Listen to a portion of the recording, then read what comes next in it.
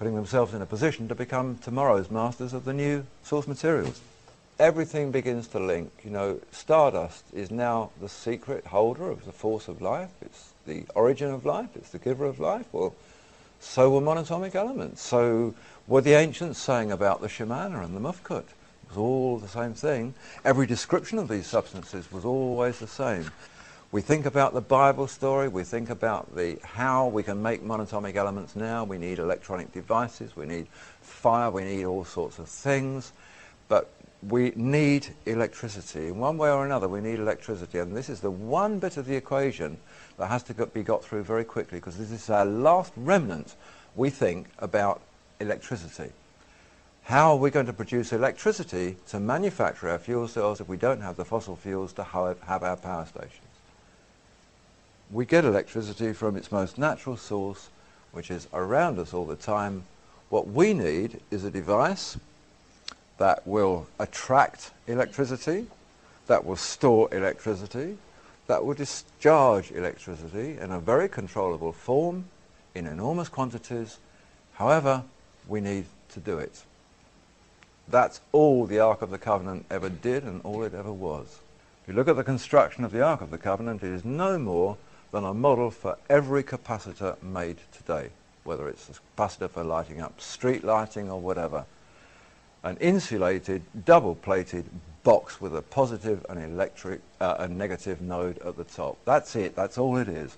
And you look at the description of the Ark of the Covenant in the Bible, which is given twice. You take every measurement, you manufacture it with the materials that it says in accordance with everything it tells you, and you have a 100,000 volt immediate electronic capacitor.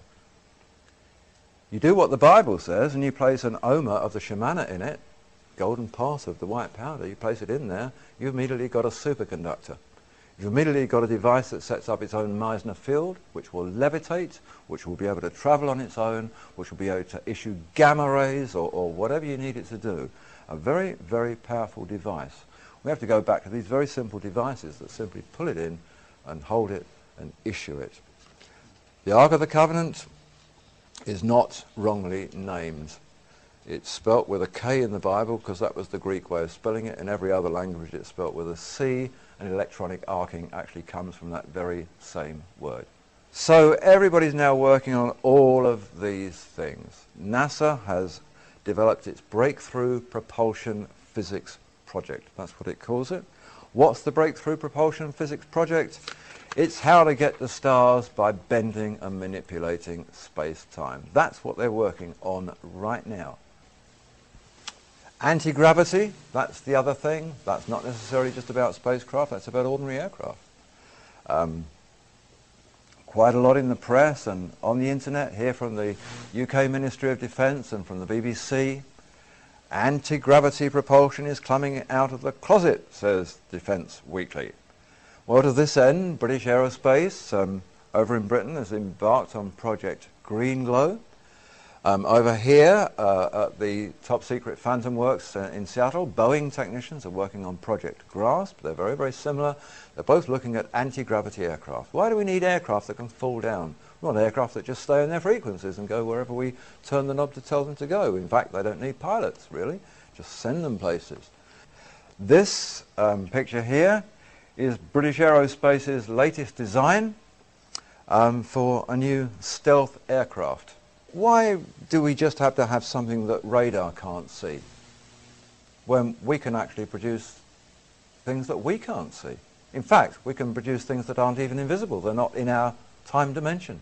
They've moved from our visible plane. Wouldn't it be wonderful if there was a stealth aircraft that simply left here and couldn't be seen by anybody because it wasn't there, because it was travelling in a different dimension and simply came back where we wanted it to be?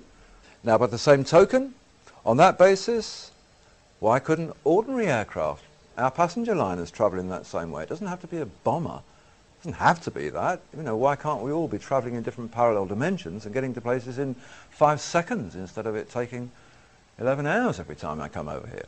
We are finding the place where the stardust, the monatomic elements, meet the Stargate and will take us into the world of other dimensions, so that suddenly, as Puthoff says, we can't apply the laws of physics anymore. We have a whole new set of rules that belong to worlds and realms that we knew nothing about until now. we get to that point and just about everything that was impossible becomes possible. Thank you.